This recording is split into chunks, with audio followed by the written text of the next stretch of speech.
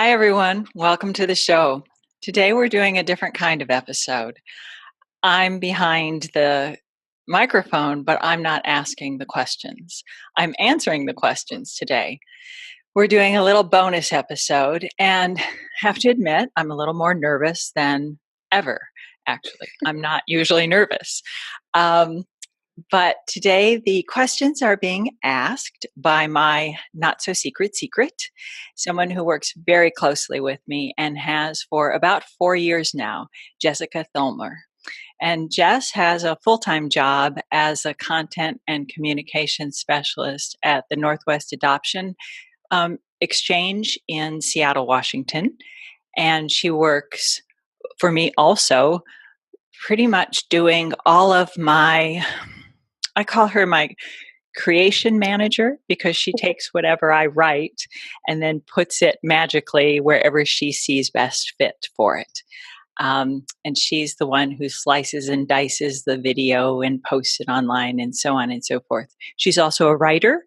She publishes with Hello Giggles and other online sites. And so you may already know her. But that's all I'm going to say for now. And Jess, it's all yours.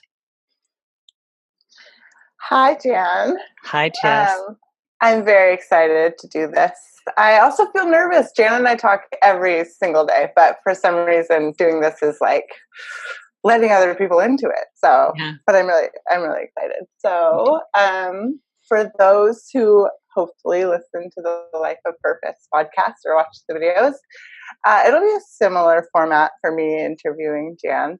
I believe that Jan lives a life with purpose. That's kind of how everything she does got started, and how the podcast and videos and everything she does came into play in the first place. So I have a mixture of questions for her that are about backstory about Jan and how she got into what she does, and some fun stuff, because we do have a lot of fun working together. So we do. I didn't want to leave that out.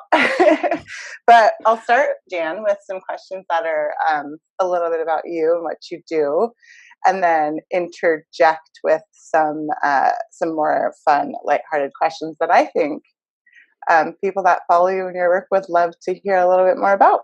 Okay, super. Okay. So I'll start with you do a lot of stuff. You're a coach, you're a writer, you've written books, an author, you meditate, you're such a giver. How did you even get into any of that? How did you get started into what you're doing right now? Each one of those has like a different story, but they all are naturally combined in their own way. So I'm going to separate them, if that's okay. Yeah. Okay. Please do. Yeah. So I'm thinking the one that happened first is meditating, and I've been doing that since I was a teenager. So in the 70s, I decided, and sometimes I don't know why I decide I want to do something. I just get an idea. And I decided I wanted to meditate. So I bought a book and was going to teach myself. And I tried that for a while. And the techniques that I remember trying to teach myself were breathing and a word. And they called it a mantra, but then when I learned what a mantra really was, it wasn't a mantra, but it was a word. And I did that to limited effect and result for a while. And then in, I think 77, I was initiated into transcendental meditation and have done that since then. And then I added other types of meditation along the way. But I've always had a lot of nervous energy. And so it's really a lot of what I do has been driven by the fact that I have a lot of nervous energy that needs to be channeled, or it won't be pretty. It's got to go somewhere. And so I might as well do something creative or fun with it instead of it going into good. Meditation was a way to really kind of calm that down. So that was that. That's great. Writing's kind of the same. Writing's my way of taming those crazy thoughts in my head, and I've written ever since I was really, really young. I remember when I was, oh gosh, maybe 7 or 8, writing poems and newsletters for my family and who knows what, story junk. And on typewriters, I was publishing newsletters that my family had to have. Um, yeah, it was crazy stuff. But I never stopped writing. I've done that ever since. And it was really just a lot of things that had to get out of my brain, or else I wouldn't be able to rest. And that's how all of my writing really originates, is I can't calm down unless it's out. It's not like I can sit and relax, because those thoughts will still go round and round and round. Coaching is a funnier, to me, I laugh at myself with it because I fought it tooth and nail. And it was, Really? yeah, oh yeah, yeah. I had a lot of, Wow. yeah, I had a lot of opinions about coaching. Because it's an industry that has so many misperceptions. And I had a lot of judgments and opinions about the field. And so I didn't want to enter it. And a man who I used to work with and I respect and regard highly.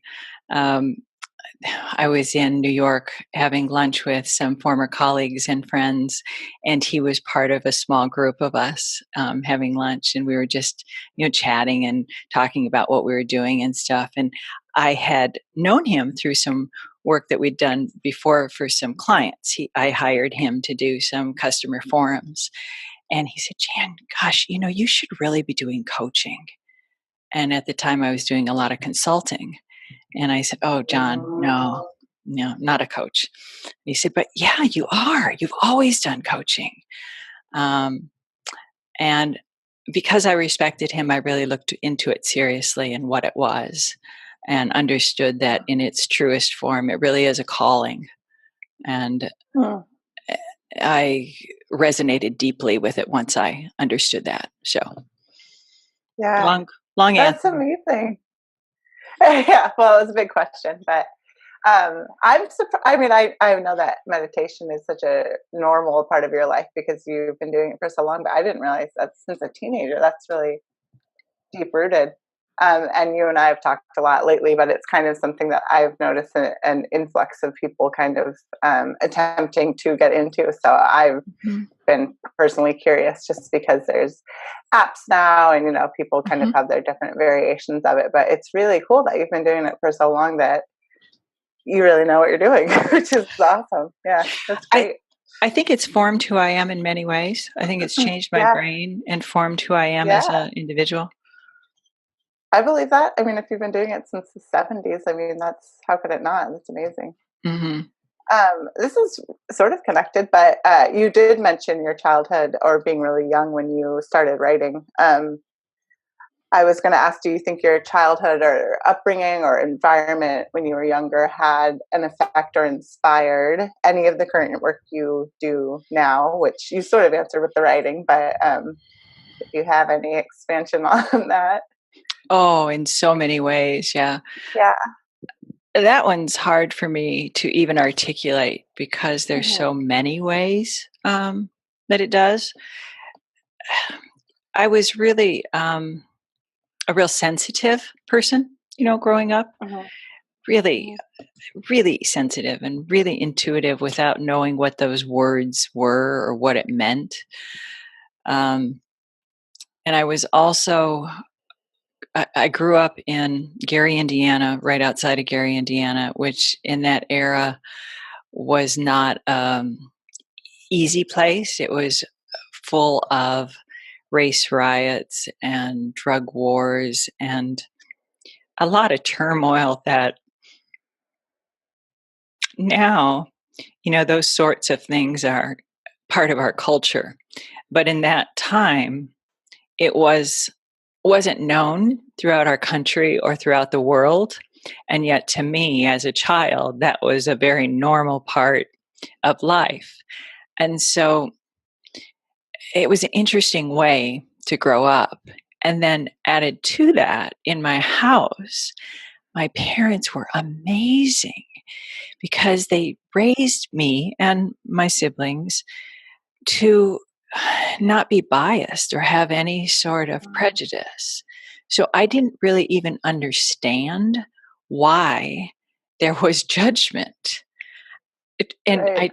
I, you know, left my home not like literally not understanding why there was judgment.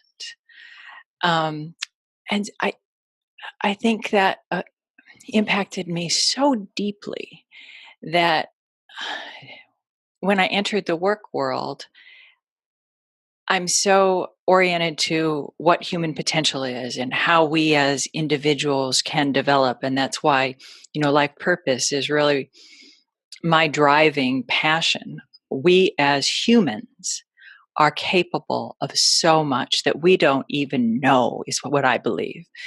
And Mm-hmm. so, why would we waste that energy on belittling each other? It, it's a thought that I really have a difficult time grasping because there's so much more that we could use our forces of good for. And it really stems Right. from how my parents raised me and where I come from and all of that. Yeah. That's great. Yeah, that's like that. We don't have to get too political right now, but yeah, that, I mean, what you just said is absolutely accurate. For it's funny being a child a while ago and having it be the same story. It's Hmm. but you have such a positive outlook that's to me, that I want to say that's disappointing, but something you've taught me is to spin things to not be extremely negative. So I don't want to say disappointing. I want to say it's like inspirational to see that connection and to have the work that you're doing still have that positive effect now, even though we're dealing with issues that we wish would have been settled a long time ago. But it's a good place to be. I'm sure that your clients and people you work with really appreciate that kind of perspective in a time of really bad turmoil for everybody. So um, so intuition is is a huge part of your life and a huge part of your work and a huge part of our work together.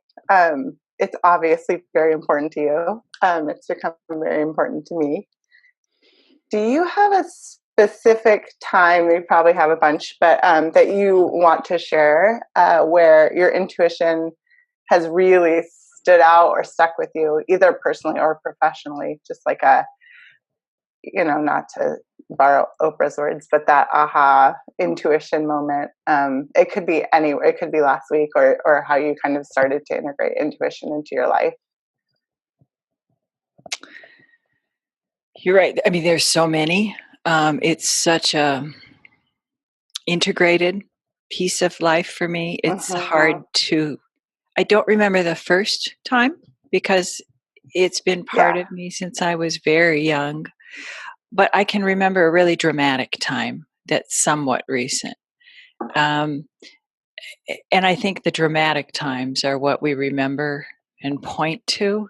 But there's so many that aren't sure. dramatic. But Right. um, what this has to do with when I decided to start teaching intuition because intuition Mm-hmm. had just been part of my life, but I had never considered teaching it because sometimes I think when we know something so well, we take it for granted. It's almost like a blind spot Definitely. to us because we do know it. Mm-hmm. And so I had known that there was something I wanted to do differently or more or something with my business, but I didn't know what. And so, in my way, I was asking my intuition, okay, what is it? What is it? What is it? And I felt like I wasn't getting any answer. And so I would Mm. keep asking, what is it? What is it? What is it? And one night, in my sleep, in my dreams, I got a verbal answer. I mean, it was audible. Mm. Um, and the words were, Don't pretend you don't know what you know. And it was so loud, it woke me up. And to the That's point where I amazing. woke up my husband and said, "Did you hear that?" And he's used to me. And he said, "That was for you." No.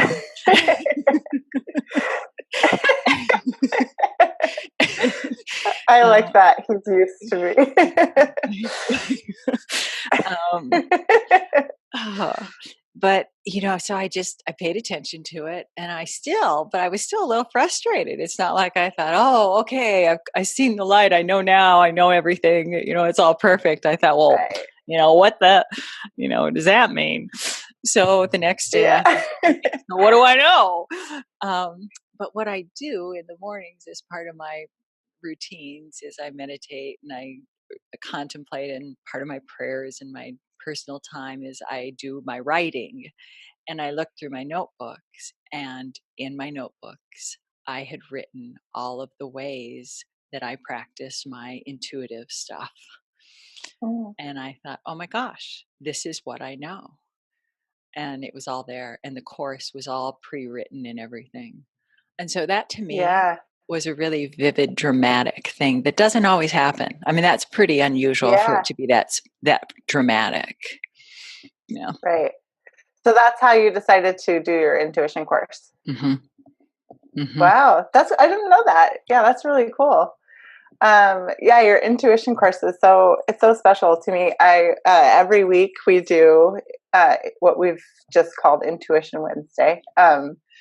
And it's really fun for me because I've seen the clips of the course long enough, but I do take something different from it all the time, and Oh, sometimes I'll revisit good. those little clips, and yeah, it's kind of, and I had no idea that's how it really got started. It's such a clear cut, like it's like a no duh business move because you have all of this to share, but that origin story is really neat. I had no idea. That's really cool.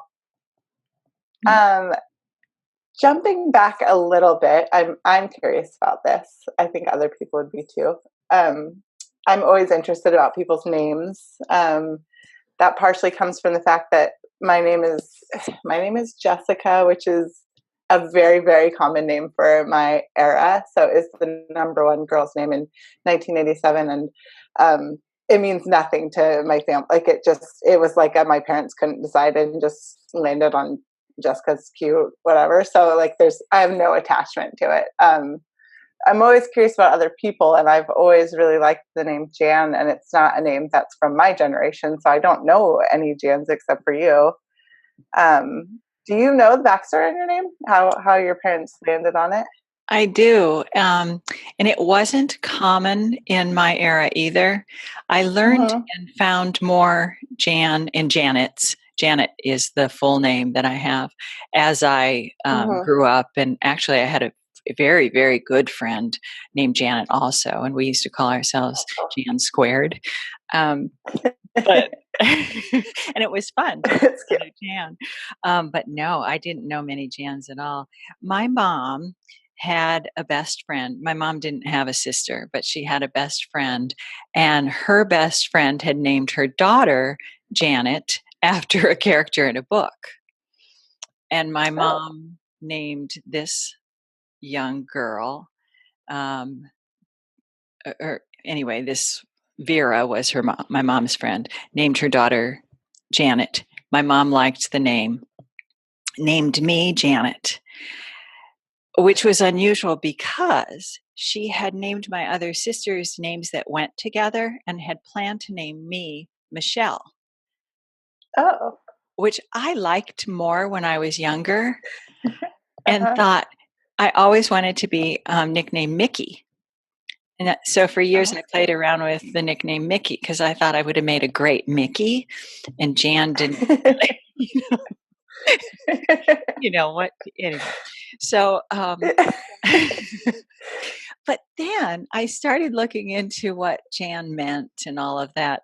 And first of all, then I fell in love with it. I absolutely fell in love with my name because, first of all, my mom's friend's daughter ended up being one of the very first Disney princess characters in Anaheim, California.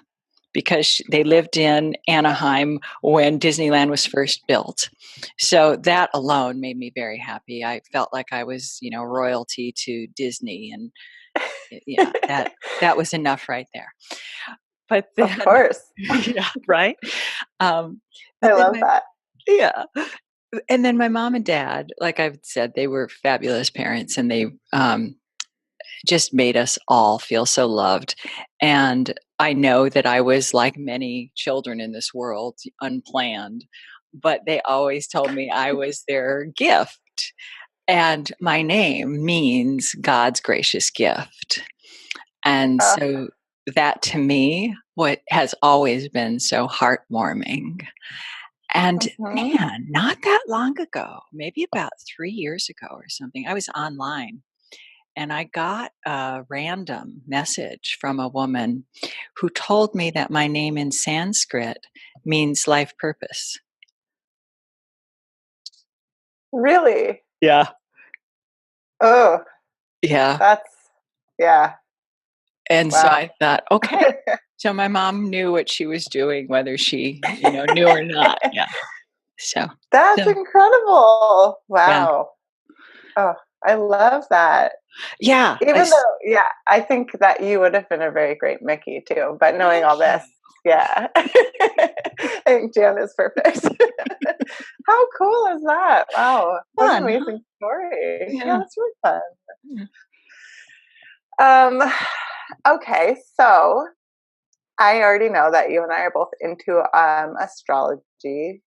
It's also something that I've noticed people are really into right now, for better or worse. That's, I don't think everybody fully understands what they're talking about, but it's hot right now, with just like jokes and memes and everybody on the internet. But the question I have for you is, do you identify as your astrological sign? And if you do, which I know the answer to, I would love to hear a little bit more as to why. I do relate to it. I'm a Leo, but more than that, I think there is a real sacredness to astrology. And that's what Mhm. I really respond to with it.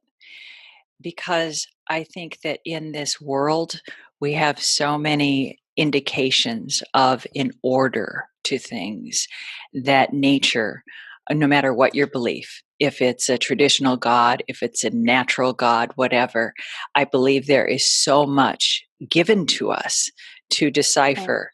And we just haven't, or some of us, me, don't, hasn't figured out how to decipher all these clues. And astrology, I believe, is one of those many, many clues. The Mm. heavens are full of all these ancient, ancient indications. And I'm fascinated by that. I'm not an expert with it, but I believe there's so many indications and signs. And I know personally that I will feel things intuitively before I will know them. And then I'll read, Mm. because I subscribe to like some serious astrological newsletters, and I'll read things I don't even understand about different Sure. words that are technical, and I'll not completely understand them, but they'll have an explanation for how I felt before I even knew it was happening. And to me, that's just nature. And yet I have no control over it. It's just the way life works. Um, Mhm. and that's why I respond so well to it. So I believe that when I was born, that blueprint of the heavens, that I was born at that moment in time, told the world, told my parents, told me who I was going to be and why I was put here and what I was born to do. If I was able to decipher all that, oh, life would be easy. That's not why. Yeah, of Yeah, course. yeah. So I'm figuring it out in my own way, which doesn't include knowing all those answers. Yeah. That's really nice. I like that. Um, I am a Leo too, and I know that's something that we initially connected over. But that's really, I like the way that you just said that. It makes me feel a little better about the ways that people embrace their signs without quite understanding it. But it's maybe they don't have to. You don't have to have it figured out. Yeah, I think that's a nice point. A good reminder for me who can steer pessimistic. Jumping around a little bit, I know that your animals are very important to you. Do you want to tell us a little bit about your pets? Sure. I love animals. I really do. And right now, I have two dogs, a German Shepherd and a Lab. And I have a very elderly cat who I have to take out for walks because she doesn't like to go outside. I don't know if she's deaf or I don't know what her issue is, but I have to carry her outside. We go for a walk. She'll stop. She looks at me. I pick her up and hold her. I put her down. We go. It's pathetic, but she's had about 13 lives. I swear.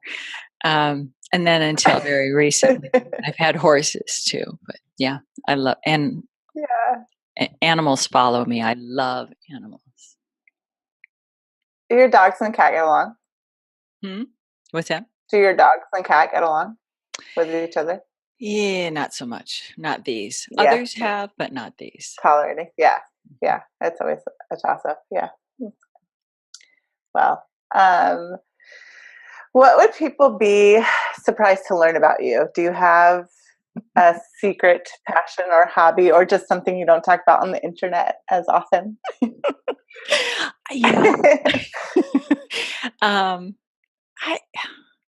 It's hard to know because I know a lot of different people in different ways, but I think people would I think people would be shocked to know how much I swear. It's not a hobby. People would definitely be shocked. It's not a hobby. That would surprise people. I can confirm that. Yeah. Yeah. That's great. And I think the other thing that would surprise people, because I'm very enthusiastic and I'm very passionate, and so I think sometimes that transfers as 100% confidence. And it's not. It's enthusiasm and it's passion. But I have the same insecurities as everybody else. We're all in this together. And I think that surprises people when I actually use the same words, of fear or insecurity. It's like, oh, really? It's like, well, yeah, that's human. So I think that surprises people. But in terms of hobbies and stuff, I think most people, I've known people in different ways. So I don't know. Do you know what that would be? How would you answer that about me? I think about your connection to dancing.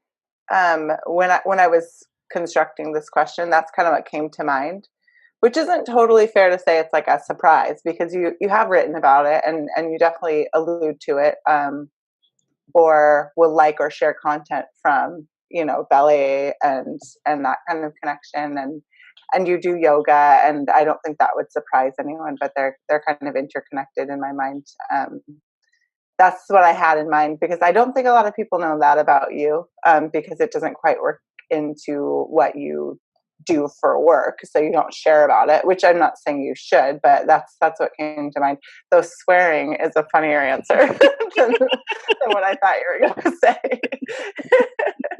I like that answer a lot. I think people don't realize how lighthearted I am either, because I'm really, I do think life is just very, very fun.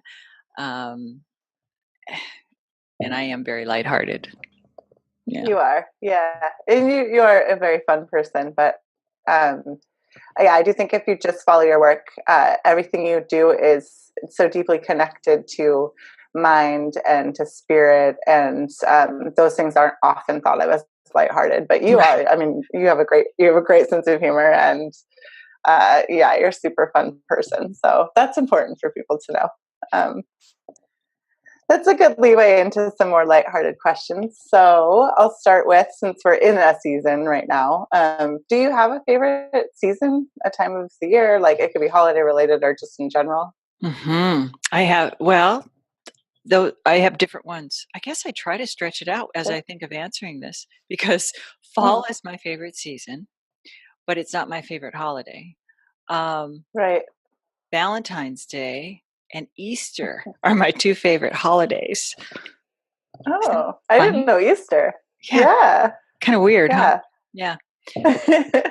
Um, Easter because there's no obligation, Yeah. unless you're very traditionally Christian. There isn't a Sure. lot of wrapped up things on it. And it's usually a pretty time of year, and I like Mhm. pretty. So, Mhm.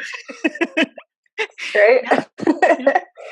Yeah. And what about Valentine's Day? So many people don't like that holiday. Oh, I know, but it's all about love. And so for me, even if it's not about romantic love, yeah, I just can't Mhm. resist it. I just love it. Yeah. Yeah. I'm the same way. It's my favorite holiday, which has Yeah. nothing to do with romantic love for me. Yeah. It's just nice. Yeah. Target's out to shoot us on Valentine's Day. Yeah, it's great. I know. Yeah. Oh, I remember one year I made, and my friends did not understand this. I spent hours and hours and hours hand making Valentines for all my girlfriends. I made, It's wonderful. they didn't get it. I mean, I think that some of them thanked me, but it was like clueless. Um, I know, I know, and I love my friends. It's not that my Yeah, of friends are course. like, yeah, but I just don't think I don't think they're that into Valentine's Day. Yeah, I don't think a lot of people are. It's just surprising when that's someone's favorite time of year or holiday, but I totally agree. It's my favorite. It's just so sweet. It's a sweet day. Yeah. So, So, yeah. um, you read, Mhm. of course. Most writers read. Um, it's hard to name a favorite book, but do you have a favorite book or like an all-time recommendation at least? Like if people go to you for like recommend me a book. I have a weird one that Hmm. has stuck with me. I mean, I don't, it's like you said, it's hard to recommend, but this Yeah. book always stays in my mind when people ask me, like, for a title because Mm. it's so unique that I've never forgotten it. And for that reason alone, I pass on the title. And I've told more people about this. I have no idea if they ever read it. Um, it's by Matt Ruff, and it's called, is it Set This House in Order or Put This Mm. House in Order? Do you know it? I feel like you and I have talked about it, and I can't Probably. remember the title, but yeah, Yeah. that's Oh my gosh. Do you want to know about it or? yeah, I would Yeah, love to. okay. Yeah. He's the main character in the book. What Set This House in Order is the main character has all these voices and people in his head. And so, in order to make sense of them, he puts them in order in a house in his Mm. head.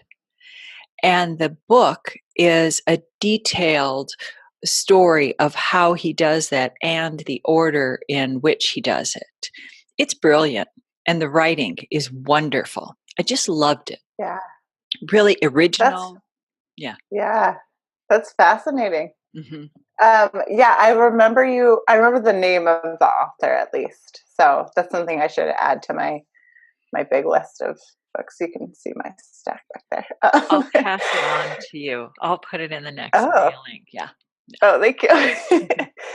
Mhm. Expanding on that just a little bit, who are some other writers or books or just genres that you tend to go for?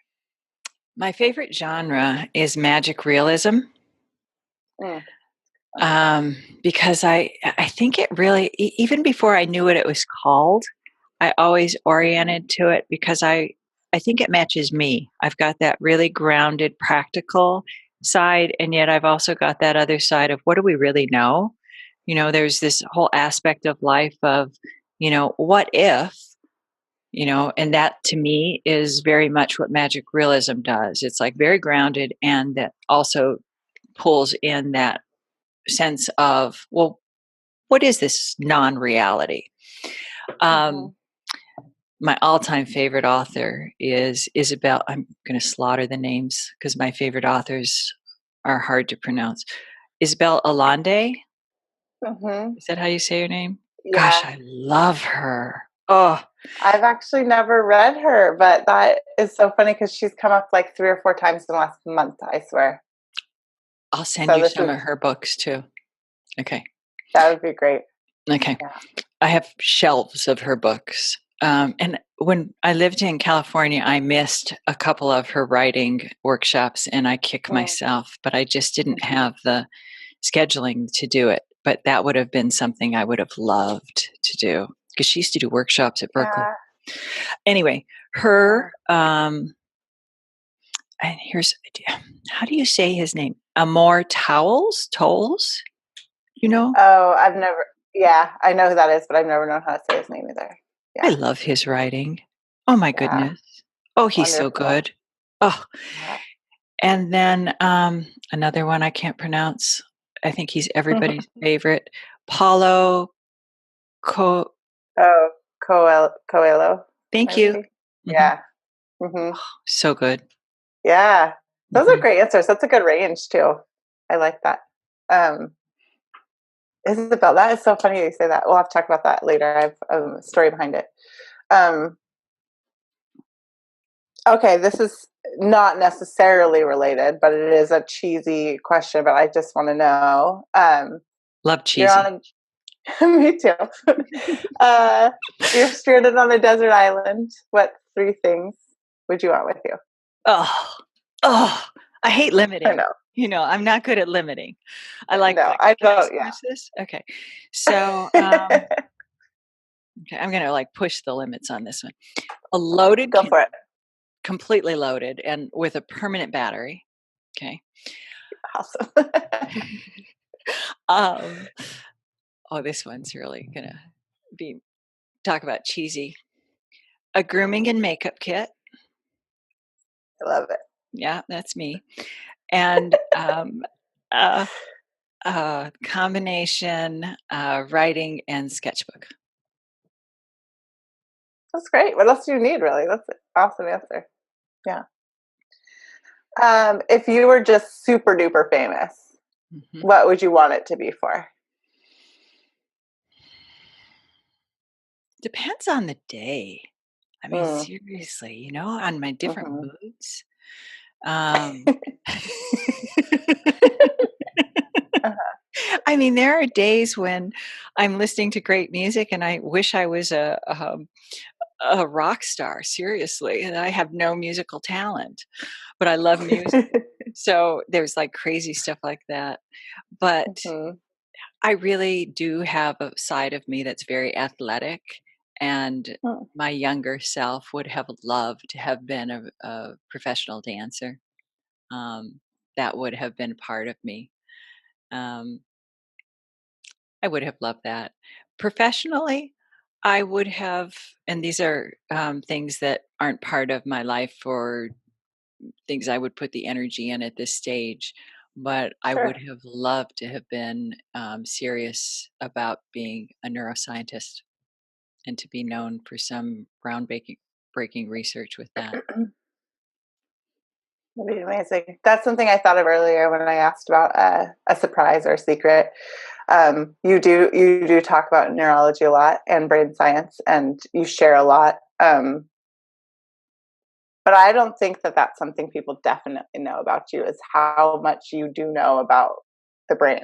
I mean, I feel like everything I know about my brain I learned from you, which is maybe means I need to be doing some more research. But yeah, that's something that's really important to you, and I think that's really interesting.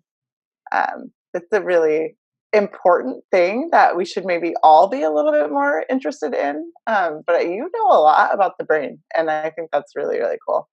So even if you're not a super famous brain scientist, I think that's a really awesome part of your life. So, um, okay, this question I am so excited to ask you because I don't know the answer and I'm curious. But which of your 5 senses do you feel is the strongest? Um, Probably smell. Really? Mhm. Maybe touch. Mm. but probably smell. Wow. Definitely not sight. Yeah. Ooh, That's that's bad. smell. So are you like are you do you think you're greatly affected by smell? Like, when you walk into someone's home and it's good or bad, is that something that will be like a mood changer, or It's like freaky. And my really? brother has it too. Yeah. We're like Really? freaky with smell. Yeah. Wow. Mhm. That's amazing. Mhm. Yeah. Wow. And it can really I can't walk in somewhere if it smells, and it doesn't have to be like, pleasant or unpleasant. It's just Sure. if I respond to it in a certain way, I can't be Uh-huh. comfortable in a space. It can even be like a natural smell, like in a woods or something, and my system just doesn't react to it well, and I just have to leave. Wow. Yeah. Wow. Mhm. That's a great answer. Um, what do you most value in friendship, either in your friendships or just when you hear the word friendship? What do you most value there? Acceptance. Mhm. And I've thought about this one in general over the years quite a lot because I really enjoy having friends of lots, like lots of different kinds of friends. Mhm. I think a group of homogenous people being friends isn't as enriching for me as having lots of different kinds of friends. And I've been fortunate enough to gather people in my life that are of all different ages and types. And I'm so fortunate to have that in my life. But that means that we all have a certain level of acceptance with each other, that our schedules are Mhm. different, our lifestyles are different, all kinds of things are different. And if we didn't have that, it just really wouldn't work.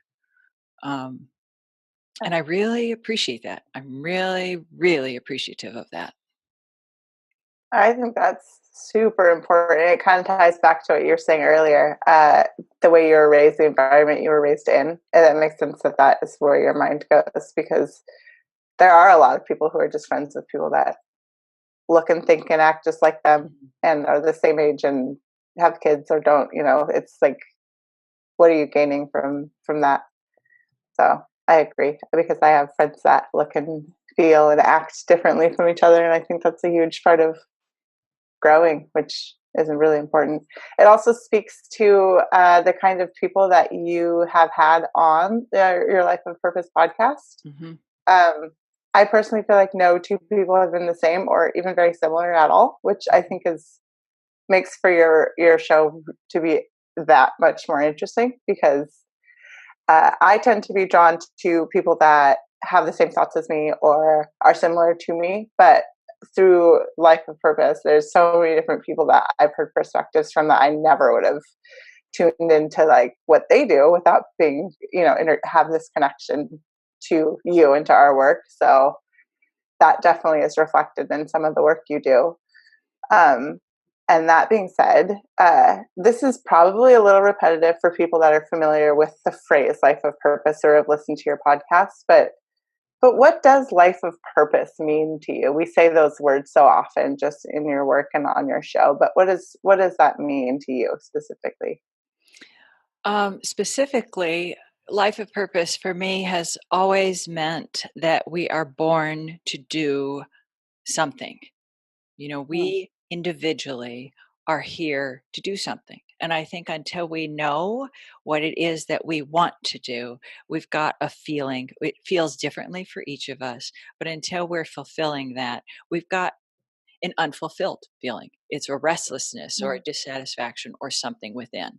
And so a life of purpose is living that sense of what we're here to do. And how that works is we do what our values are about, what we're good at, what we enjoy, there's all those pieces that play into it. And it really does settle into, just being your full self. I mean, it's as simple as that if you kind of listen to your heart, but simple doesn't always mean easy. Um, and so, Sure. yeah, yeah, that's specifically what it means to me. Yeah, that's great. Do you remember when life of purpose became something that, I mean, I feel like a lot of your answers are lifelong, but for you, life of purpose, there's a little bug, sorry. With life of purpose, when did that become something that you really felt and you led with? Because you lead with that. That's how you live. But when did that start being a part of your life? That's a great question. There's part of it that I don't remember, but what I do remember is that I was noticing people were asking me, like my consulting clients and people in my life were asking Hmm. me the same questions over and over and over. And I didn't recognize that they were about quote unquote life of purpose because I think that phrase is right now it sounds trite because it's become so used. I mean, I've used it so much, I'm tired of it. But at the time that I was hearing whatever people were searching for, I wasn't aware of what they were asking. I just knew there was a repetitive searching that people were asking me. Mm.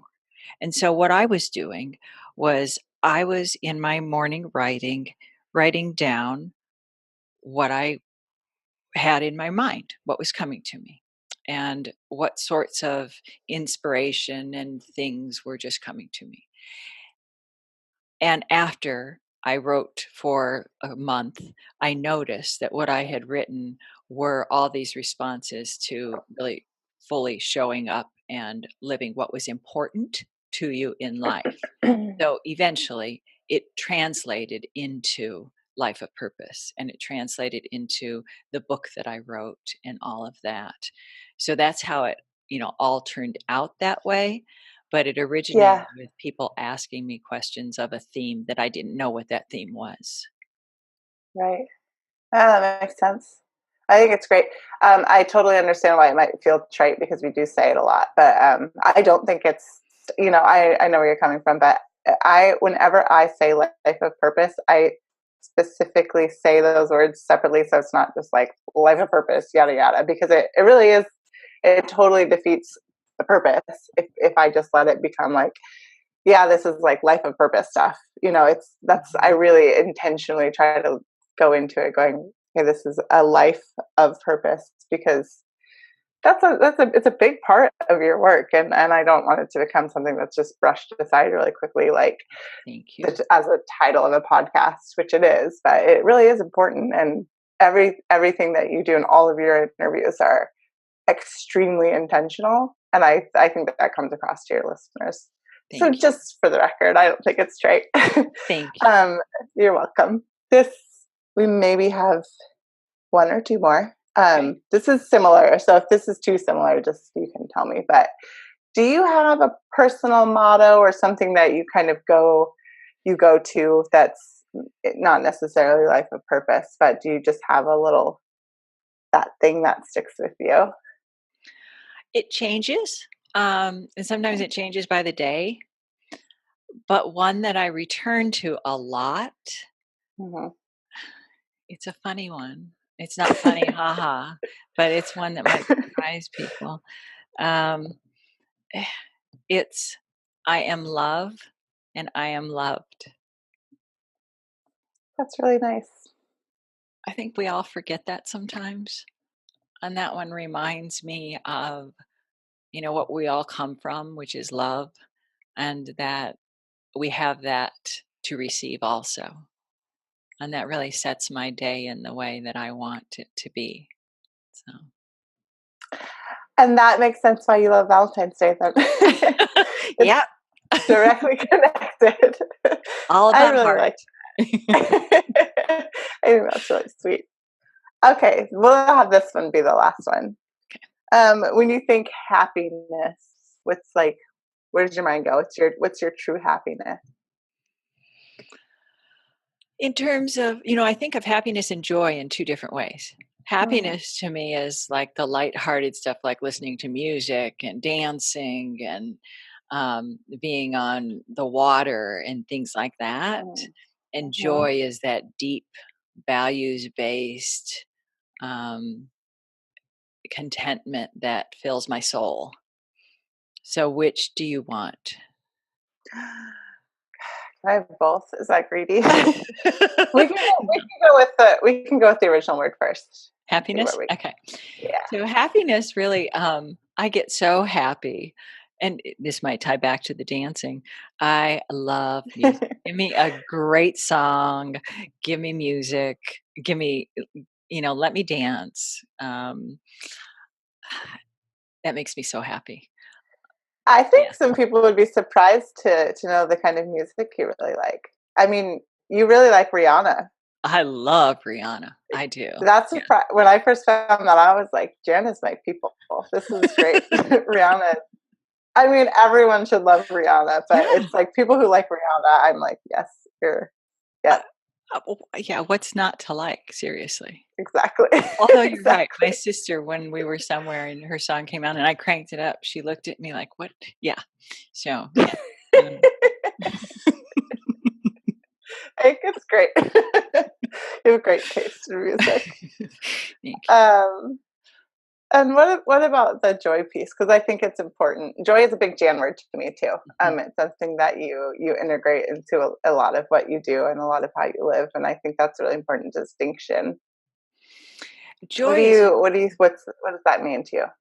joy is a really important one to me because it's what I think we have control over also, because I think Mhm. joy is something we can create even in the worst of times, and for me, that's really crucial. Um, and for me, it comes from what we value, and for me, it's being involved with something of meaning and Mhm. connecting with people that I care about and who care about me, being in a place that I enjoy. Those are all really joyful things to me.